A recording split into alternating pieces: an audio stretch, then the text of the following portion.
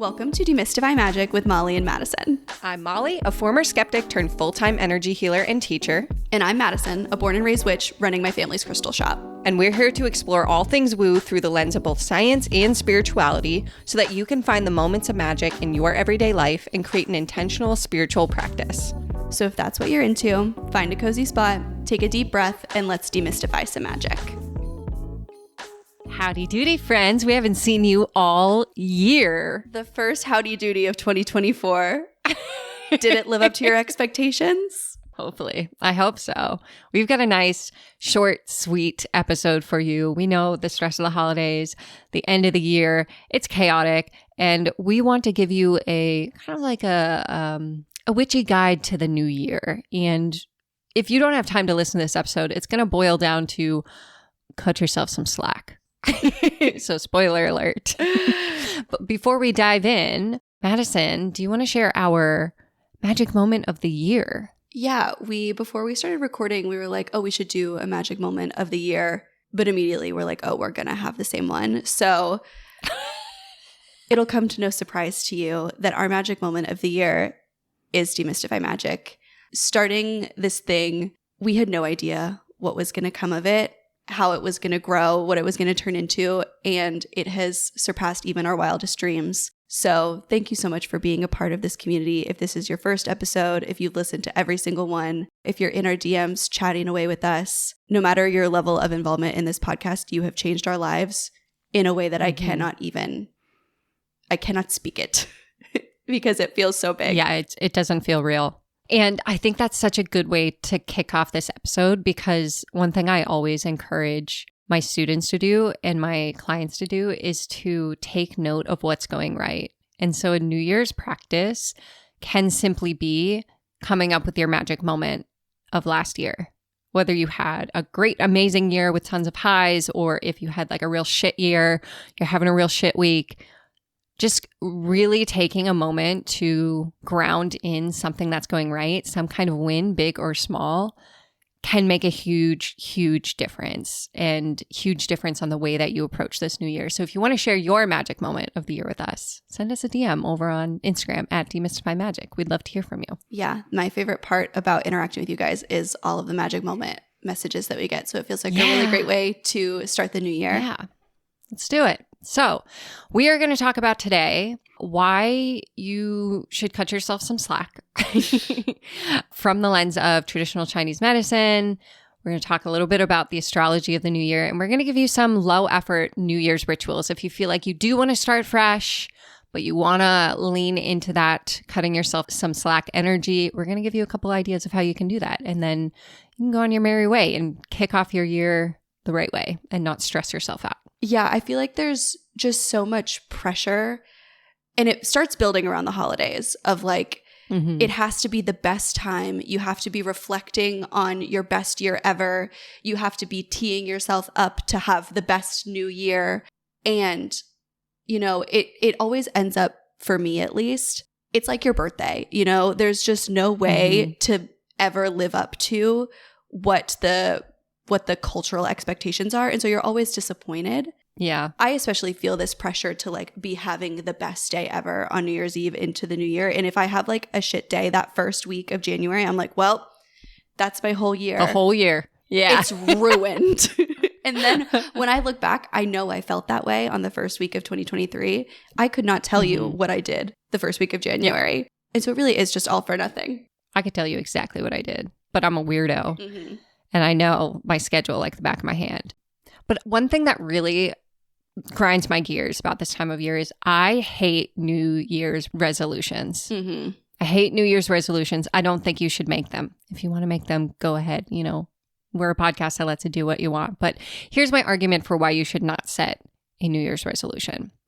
1, resolutions don't work. 2, they don't give you any grace for the hurdles that life is inevitably going to throw at you. 3, New Year's intentions are so much more gentle and so much more effective.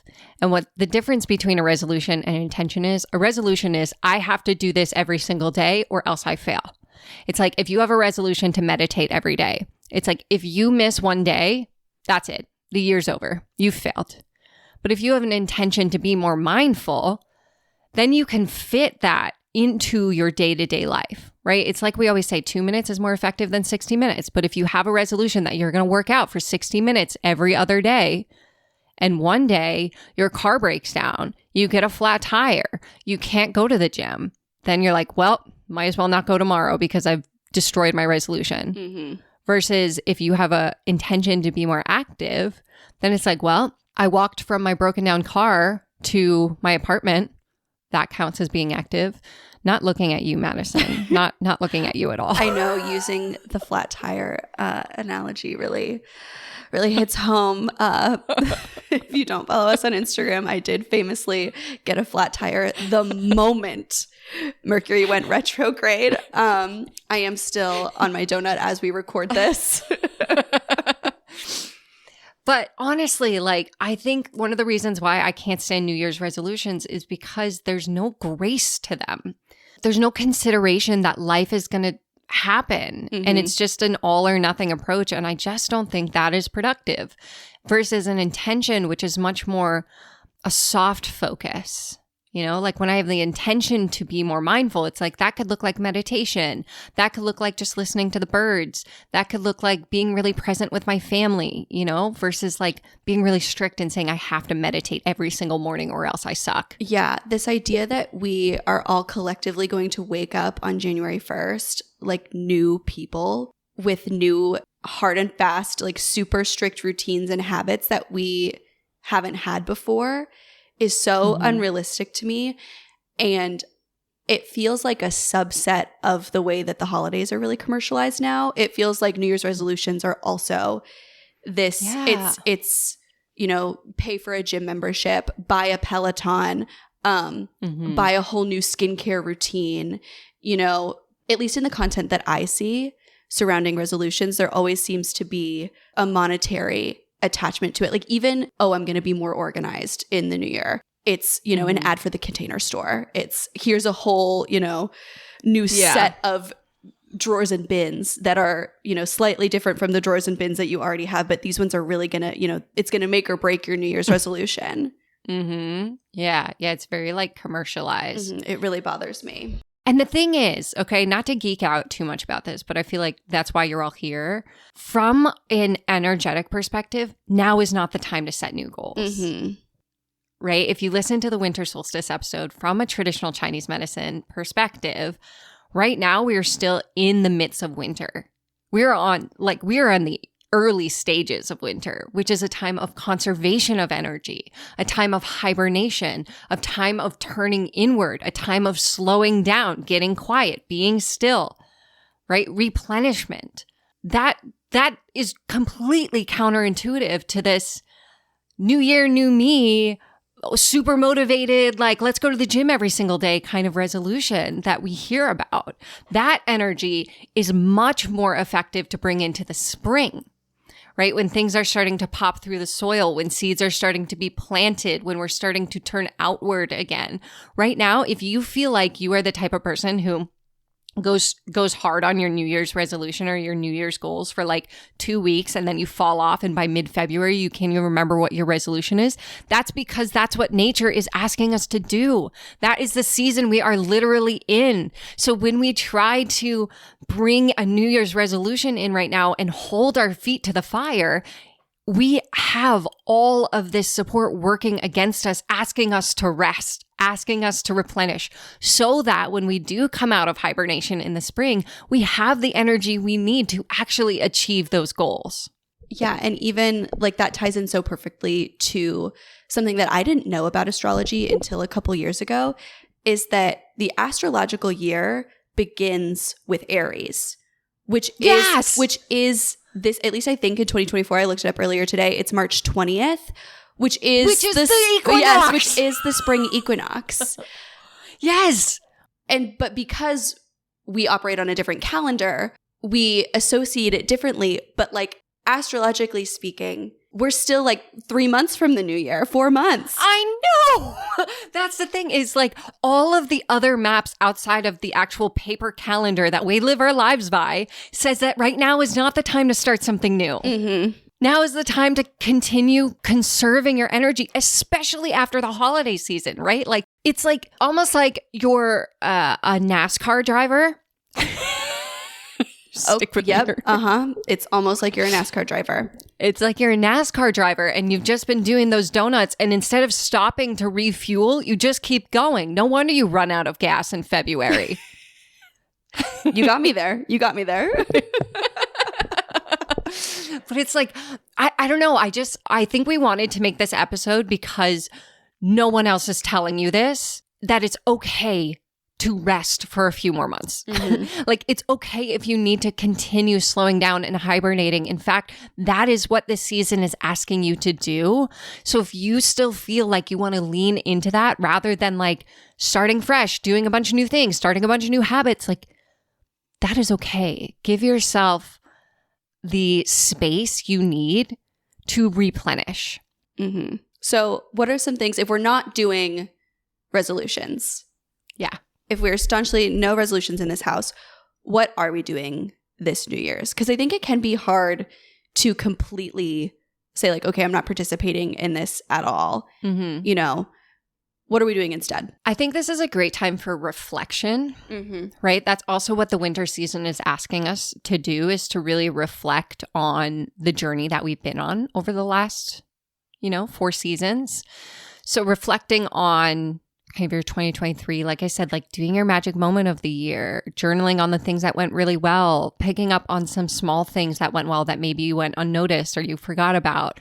I like to go back through my camera roll on my phone and just look at like pictures that I haven't looked at for a while, and just kind of remember like, oh yeah, I had a churro in May. It was great. I miss that churro. I do. I'm looking forward to the next one. It also gives you an opportunity to cleanse. Maybe, if we're sticking with the camera roll, maybe as you're going through your photos and memories, you're clearing out old screenshots that you haven't looked at in 12 months. Oh, I love that as a form of cleansing. Yeah. That's a great one. Thank you. Or maybe it's, decluttering some things from your home, like after the holidays, if you're putting decorations away, maybe putting some clutter away or donating some things that you no longer use and creating some physical space in your home so that you have more energetic space. Mm-hmm. Yeah, it's also a really great time for an altar refresh. I feel like I'm a broken record on that one. Mm-hmm. Anytime you're looking to honor a season or a phase of life or a period of time, an altar refresh is always a great baseline staple to keep in your pocket can stimulate some of that like productive energy that everyone is kind of trying to call on, while also can really set the tone for the year. Yeah. If you do have intentions for the year, putting some things that align with those intentions and giving them more space on your altar. Can I tell you what I'm planning to do? And everyone can steal this and share with me on Instagram if you decide to steal it. Please do. I am going to come up with my intention for the year. Again, a soft focus, not a resolution. My intention. And then I am making a spell candle for that intention and keeping it on my altar. Love. Nice, easy way to connect with that intention all year round. It's going to be a 7-day candle, which in my experience lasts a long time if you don't burn them for 7 days straight. And yeah, it's just going to be, maybe I'll make a sigil for that intention and draw it on it or something. I don't know. I'm going to do like a little candle magic. Something I also love to do, like if you're wondering how to set an intention for the year, I like to go with a word of the year because there's just no way to, in one word, be too specific. Do you know what I mean?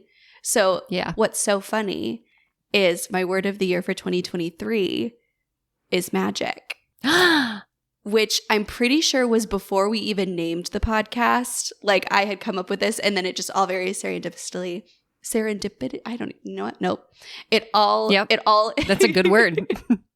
Serendipitously. There we go. It all very serendipitously ended up that way. Yeah. And I haven't settled on my 2024 word. I let it come. I give myself until March, honestly, until Aries season comes around. That's when I kind of, force myself to get my ass in gear with my word of the year. But I give myself a lot of space for it. But magic felt like a very easy one because it so encapsulated what I wanted this year to be focused on, which, is my work. My work is through magic, bringing more magic into my life, having a deeper connection to my spiritual practice was all very important to me. And it was something so easy to just fall back to, you know, and it's an easy thing to realign with when you're feeling blah, when you're feeling out of alignment, to be like, okay, what can I do that feels magic right now? I love that. I just realized I've never done a word of the year, but I have a crystal of the year. Yeah? Yeah. I'm a crystal girly through and through. And so whatever crystal kind of, there's usually one crystal that I feel drawn to throughout the year. 2023 was smoky quartz. I'm pretty sure 2024 is going to be garnet. And that is my, like, whenever I'm feeling out of alignment, whenever I want to reconnect with my intention for the year, my goals realign, I just hold that crystal. Ooh, I love that. Yeah. I need to pick a crystal of 2024. It picks you. It picks you. Okay. I need to be picked by a crystal. Yeah. What I do, if you want to try this, is I go into a meditation and then I literally ask the earth to tell me what is my crystal of the year. Ooh. Yeah. I know what I'm doing this afternoon. Hey. Another thing that I like to do that I think pairs well with the reflection energy is I like to journal both ways. I like to journal from a reflective place and then from an intention place. So even do a little bit of visualization. This is as close as I will get to goal setting this year, is really just like allowing myself to daydream. What are my wildest dreams for this year? What do I think could happen? What will that look like? What will that feel like? Yeah. And it is connected more to how do I want to feel this year rather than like what do I want to have? What do I want to look like? If I never see a like getting your body right after the holidays, whatever it is ever again, it'll be too soon. Yeah. It does so much more for you to be focused on how you want to feel. Because really we're all coming from that place. I think that's the biggest thing is everything we want is based on what we think it will bring us emotionally. Yeah, totally. And so when it's not just the outcome in the physical, your options of what you can do to bring you closer to that widen times 1,000. Yeah. And that makes that kind of visualization so much easier. Because there are a million paths. And that's what manifestation really is like accepting, you know, letting go of the how. Yeah. And just being in that feeling. And so it's a really easy time to do it when we are in this period of reflection. To let that natural progression from looking backwards to looking at the right now and then looking forwards. Yeah, that's kind of what I've been doing is sort of reflecting on 2023 and the things that have gone really well. And like the podcast is such a big part of that, but asking myself, why does that feel so good? What about it feels so good? And to me, like you and I have talked about this, it feels like, you know, we've mentioned before, we have an amazing editor. Hi, Lily. Hi, Lily. Love you. Who manages all the back end of our podcast. So Madison and I just get to show up and do the part that we love and be fun and creative and connect with you all. And all of the tech behind the scenes, hoobity goobity, we don't know how any of that works. I don't know how it gets into your headphones every week. Don't know. I could never tell somebody how to start a podcast. Nope. My response would simply be our editor's website. This is how. Yeah, which by the way, Lily, plug yourself in the show notes here in case anyone does have a New Year's goal to start a podcast. We highly recommend her. We love her. But I mean, the reason the podcast has been so fun and so successful is because we just get to focus on the part that we're good at and be in flow with it. And so for me, as I'm looking into 2024, I'm like, okay, what are other areas of my life and my business that I can get more in flow with? Yes. What are other things that I can delegate or change or systems or structures that I can put in place? You know, like 2 years ago, my biggest focus was like, I wanted a house cleaner. I was thinking about this. It was like 2 years ago. Did I tell you this story? No. It was back when I was working my 9 to 5 and teaching Reiki on the weekends. And every Friday, before I did a training, I would take the day off of my 9 to 5 so I could clean my house so that the energy would feel really clear and settled before Reiki training. And I was like, one day I'm going to work for myself and I am going to hire a house cleaner so that on Fridays before Reiki training, I can just drift. Like I don't have to do anything. And I realized ever since I left my job, I have not thought about hiring a house cleaner once. I was going to say, it's so funny that now you make like mundane magic cleaning your house magic videos on I know. TikTok and Instagram. I know. But it's like what I actually needed was space. What I actually needed was structure. What I actually needed was systems to keep my house clean, like that 2 minutes a day, more than 60 minutes once a month. I apply that to cleaning because before I was very much like a 60 minutes once a month girly. And now I'm a 2 minutes a day girly. My house is way cleaner. So it's like, I think we can reflect on, I think it's cool to see that kind of growth of like, wow, that was so important to me 2 years ago. And like, really what I learned is I need this. I need space. I need consistency. I need systems. I need to cut myself some slack. Yeah, I think that's such a good call out of where that kind of reflection can become an actionable thing for the future of, oh, this feels really good. How do I make all aspects of my life feel like this? Yeah. What is it about this that feels so easy and so in alignment? I love that as an ideology. Yeah. That's something that I'm going to do this year. Yeah. So before we wrap up, I thought it would be fun if we shared what's on the horizon for us this year. Give our listeners a little behind the scenes, what they can look forward to from Demystify Magic, from me, from you, from the stores. Yeah. Plural. That's the big one. Plural. 2 weeks from today, you'll be able to shop Spellcrafter at shopspellcrafter.com, at shopspellcrafter on Instagram. We are opening a second store. It is my biggest goal with this has been to take all of the positive feedback that we've gotten from the Healing Hedge Witch of it's so accessible. People don't feel afraid to ask questions. People don't feel afraid to explore, taking that and expanding it and going deeper. So, you know, we make the joke that it's a lot of love and light over at the Healing Hedge Witch, and Spellcrafter, we're not afraid of the dark. And so if that's something that interests you, I can't wait to show it to you. We're making something so beautiful and so fun, and I'm working so hard on it. I really think that you guys are going to love it. I'm so excited. I have been okay, I'm just going to gush about Madison real quick. Is like the evolution, especially if you have listened to the podcast over the last year, the evolution of Madison just being like, oh, I'm going to step out of sidekick energy to like, I'm opening my own store and it's going to be like, I threw up all over it. Like, I just feel like I've been watching you step more and more and more into your power, and Spellcrafter is like such a cool representation of that. Like, it is so you, and the things that you're building for it are just like, yeah. That's the technical term, is just like that. And that's exactly how the inside of my brain feels. It's been so much fun and so empowering. And it's even like opened my brain up to like, I don't think I've ever had so many good ideas in such a short period of time. It's like my brain has been saving all of my good ideas for this moment and is just like vomiting them up. Yeah. I can't wait. Online launch January 16th. And if I can get my shit together, February 24th, physical location opening in St. Pete, Florida. Yay. So if you're around, more updates to come. There. Yes, Molly will be there. Join the email list. Come meet us. Yes. Oh my God. Demystify Magic meetup. Could be fun. I don't know. Could be cute.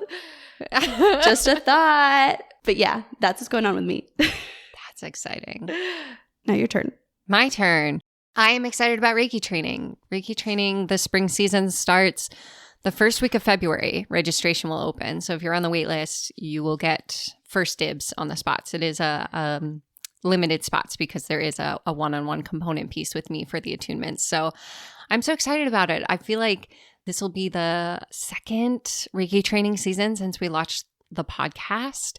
And I just feel like, I don't know, last fall was really cool because it's like so many people who joined the training listened to the podcast. So it was kind of like you already had a feel for what it was like to listen to me geek out. And I'm just excited because I feel like so much more connected to you all now and like this community that I just feel like Reiki training, I make it better and better every year. And this year I really feel like I have a hold on like what you need and what's going to support you. And I can't wait to build that into the training program and to expand some of the resources that are included.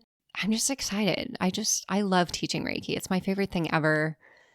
It's so fun. I love seeing just like the transformation of people. You know, I just talked to a graduate who went through the program this year who said that it completely helped her get over her anxiety on flying and was like flying for the holidays and doing Reiki on herself. And I was just like, that is so freaking cool. Like just the way that it ripples out and changes people's lives is unreal. Yeah. And for all of the ways that Molly gushes about me, none of the growth that I've experienced this year would be possible without all of the work that I did as far back as 2022 in Molly's Reiki training. You've heard me say it on the podcast before that it completely changed my brain in that I no longer experience chronic migraines, but it goes so much deeper than that. I am truly, literally someone who paid twice for Molly's Reiki 2 program because she changed the way she did the program after I did it, and I wanted to experience her new longer form of training. If you're in Molly's Reiki 3, congrats, you get to hang out with me for a year. I will be there. Like, this is something that I literally pay Molly for because I believe so wholeheartedly in the amazing life-altering growth that happens in these programs. And it happened even in Reiki 1. So don't think that like you're going to have to, it's going to be this huge thing that once you can't have the life-altering moments because you can't do Reiki 3 right now. Reiki 1 changed my life. And I never, ever would have done it or found it without Molly. So thanks, friend. That's my endorsement. Cute. And then for the podcast, we have exciting things happening behind the scenes. I think with Spellcrafter opening, we have some things in the works after that happens that if you're a regular listener of the pod, I think you will like and enjoy. Yeah. I wish we could say more, but Molly and I are finally taking our collaboration outside of just the podcast and bringing it into other things in a way that I think that you guys are all going to love. We've been wanting to do something like this ever since we met. I honestly, we've been trying to find a way to collaborate within our businesses, and nothing has ever felt right until now. And you guys are going to lose your marbles. Lose your marbles. Shit your butts. But you know what? What did you say? Shit your butts.